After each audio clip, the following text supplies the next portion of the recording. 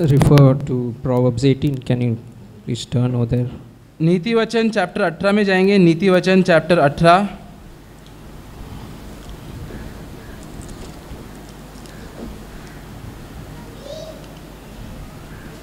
verse 12. वाक्य 12। नीति वचन 18 उसमें वाक्य 12। We are very familiar with this verse. Before destruction, the heart of man is haughty, and but humility comes before honor. हम लोग सभी इस वाक्य से काफ़ी वाकिफ़ है। नाश होने से पहले मनुष्य के मन में घमंड और महिमा पाने से पहले नम्रता होती है। That's what we see in life of Saul. और यही चीज़ हम लोग शाऊल के जीवन में देखते हैं। If you will turn back to the portion 1 Samuel chapter 15. पहले शमूएल चैप्टर 15 में जाएंगे। पहला शमूएल chapter 15। God had commanded Saul to completely destroy Amalekites. तो यहाँ पे शाऊल को परमेश्वर ने आज्ञा दी थी, आदेश दिया था कि उसको अमालेकियों को पूरी तरीके से मारना है। But he returned back capturing the king Agag. Capturing the king. King Agag of Amalekites. तो लेकिन उसने क्या किया, सभी को नाश करने को छोड़कर वो वापस आया और अपने साथ उनका जो राजा था अमालेकियों का उनको लेकर आया बंदी बनाकर। So and also he had bought the good sheep. और जो भी अच्छे भेड़ बकरियाँ थी और वो सब था उसको भी वो साथ में लेकर आया था। Which God had told to destroy those also. वो सारे चीज़ों को जिसको परमेश्वर ने नाश करने बोला था उसने नाश करने के बजाय उनको अपने साथ लेकर आ गया था। That's because some people recommended that we can offer these good sheep to the Lord. It's a good motive. क्योंकि कुछ लोग वहाँ पे थे जिन्होंने ये सुझाव दिया कि ये जो अच्छे भेड़ बकरियाँ हैं इसको हम लोग बलिदान के तौर पर परमेश्वर को दे देंगे, और एक अच्छा सुझाव था वो। But the word of the Lord came back to Samuel saying that in verse 10, 1 chapter 15:10. लेकिन पहला शमूएल चैप्टर 15 उसमें वाक्य 10 में हम लोग देखते हैं कि परमेश्वर की वाणी शमूएल के पास आई। I regret that I have made Saul king, for he has turned back from following me and not carried out my commandments. वाक्य 11 में कि मैं शाऊल को राजा बना के पश्चाता हूँ, क्योंकि उसने मेरी पीछे चलना छोड़ दिया और मेरी आज्ञाओं का पालन नहीं किया। So Samuel rose early. Samuel was distressed. In verse 12 we read that he rose early in the morning and to meet Saul. और हम लोग देखते हैं कि शमूएल का क्रोध भड़का और वाक्य 12 में वो सुबह जल्दी उठा शाऊल को मिलने के लिए। And then it was told to Samuel that Saul came to Carmel, and behold, he set up a monument for himself. और फिर शमूएल को ये बोला गया कि शाऊल जो था वो कार्मेल में आया और वहाँ पे उसने एक जगह तैयार की जहाँ पे वो बलिदान दे सकता है। Set up a monument at Carmel, and for himself, that's for Saul himself, set up a monument, something which people can see. और वहाँ पे हम लोग देखते हैं कि शाऊल ने एक निशानी खड़ी की और उसने एक खुद के लिए किया था ताकि लोग देख सकें।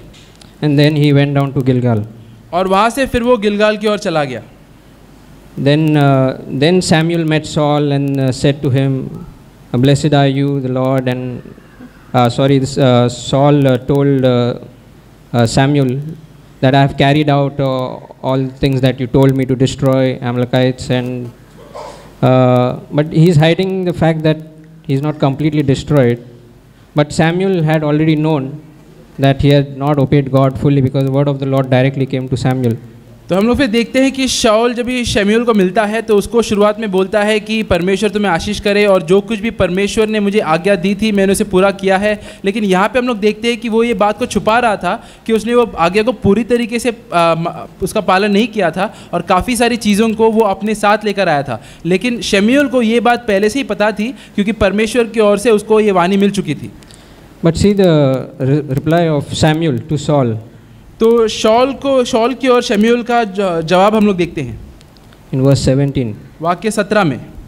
Is it not true that though you are little in your own eyes, you are made the head of the tribes of Israel?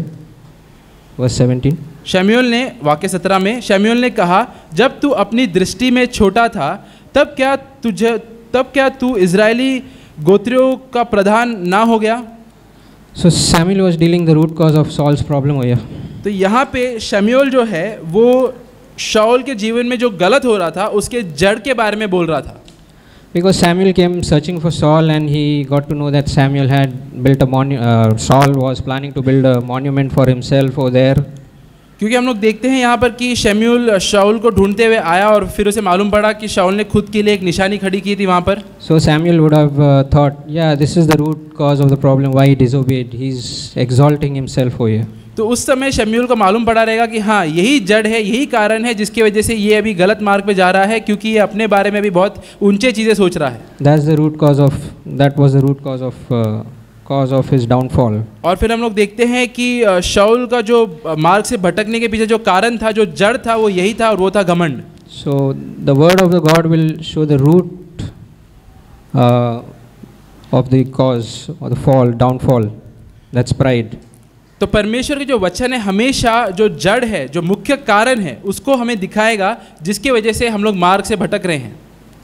So that's what Samuel had to point out clearly, that is it not true that you are little in your eyes? Now we know that Saul, how he was chosen for kingship, because he was humble to begin with. तो यहाँ पे शमूएल उसको बोलता है शाऊल को कि शुरुआत में तुम खुद के दृष्टि में एक बहुत ही छोटे थे। क्या तुम भूल चुके हो तुम किस तरीके या तुम कैसे थे जब भी तुम राजा के लिए चुने गए थे?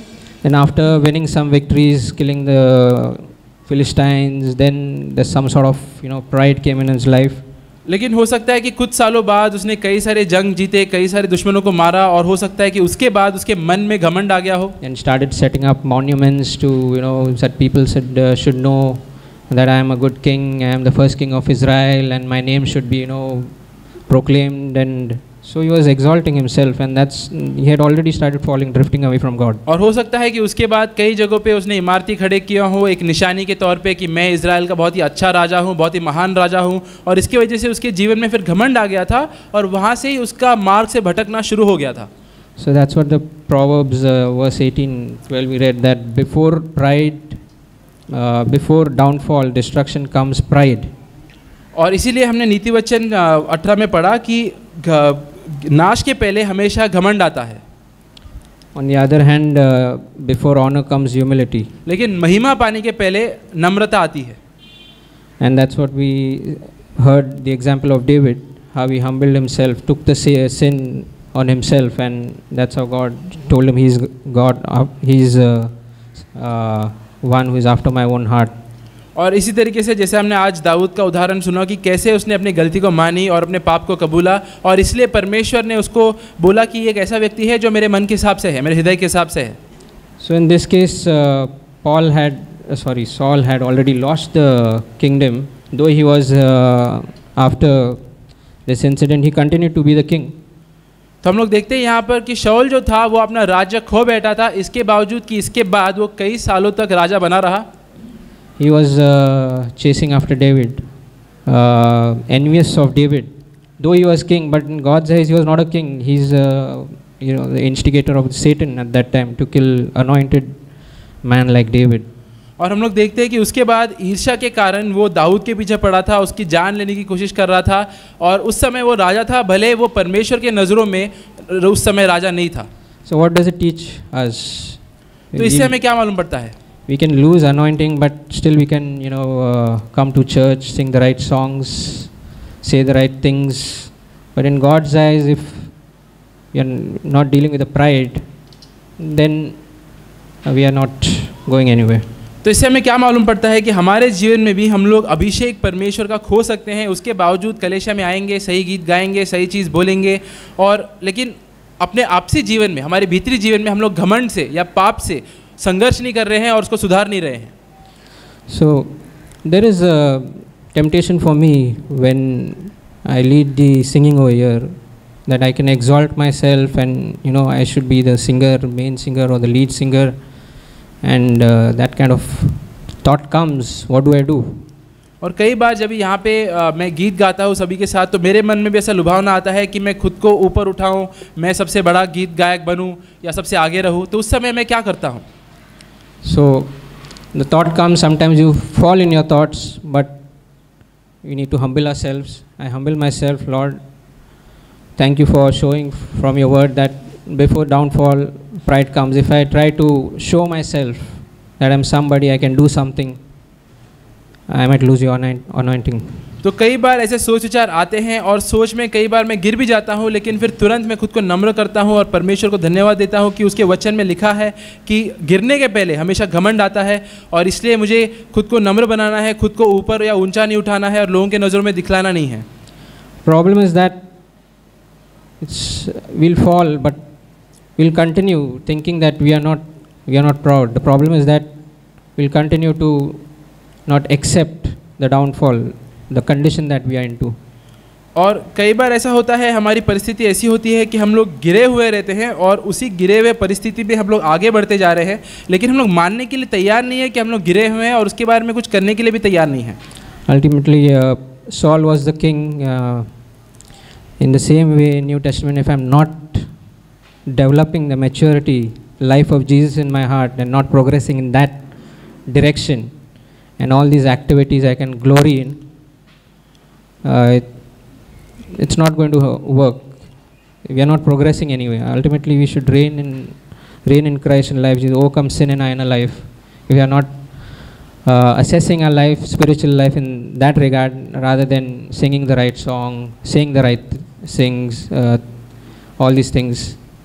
And yeah, we are regular to church, and I'm well known by everybody that I'm sincere and regular, and I'm happy with that. And in inner life, there's no victory.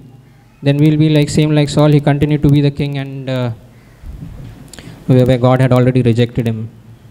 तो शाऊल के उदाहरण से हम लोग ये सीख सकते हैं कि नए करार में रहकर हम लोग भी कलीसिया में आ सकते हैं और कलीसिया में सभी कार्य कर रहे हैं, सेवकाई कर रहे हैं, गीत गा रहे हैं, वचन पढ़ रहे हैं, लेकिन अपने आपसी जीवन में हम लोग हो सकता है कि अभिषेक खो चुके हैं, पाप में गिरे हुए हैं, घमंड में हम लोग आ चुके हैं और उसके बारे में हम लोग कुछ नहीं कर रहे हैं। तो अगर हम लोग इस तरीके से करेंगे तो हम लोग भी फिर शाऊल के जैसे बन जाएंगे, जो बाहरी रूप से एक राजा था, लेकिन परमेश्वर का जो बुलावा था और उसका जो अभिषेक था उसके जीवन से उठ चुका था, और हमारे साथ भी ये हो सकता है।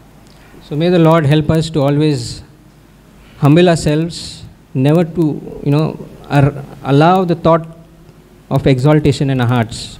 That's the time we have to be careful. When the Holy Spirit, time and again it will show. It shows us that this is the thought of proclaiming yourself, exalting yourself. Stop it there and there. And I have to stop it. And then things can go better with me. तो हमें फिर क्या करना है, हमेशा खुद को नम्र बनाना है और उसका ध्यान रखना है कि जब कभी भी सोच विचार आए खुद को ऊपर उठाने का, तो उसी समय हमें सतर्क बनना है और सोचना है कि ये जो सोच विचार है ये शैतान की ओर से आ रहा है और मुझे खुद को नम्र बनाना है, और तभी परमेश्वर फिर मुझे अभिषेक करेगा और मैं उसकी सेवकाई कर सकूँगा।